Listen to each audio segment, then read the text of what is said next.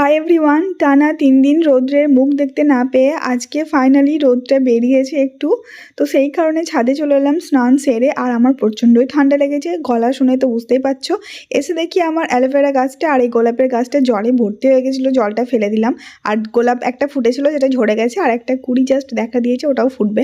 আর আমাদের চারিপাশটা এত জল জমে গেছে, হাওয়া দিচ্ছে, এত ঠান্ডা ঠান্ডা। ঘরে যেহেতু প্রচণ্ড ঠান্ডা, তাই ছাদে নিয়ে এসছে মা ভাত। এখন সন্ধ্যাবেলা চাটা খেয়ে গলার অবস্থা এত খারাপ, কত সরঞ্জাম নিয়ে বসে আছি, জাস্ট দেখো তোমাদেরকে দেখাচ্ছি।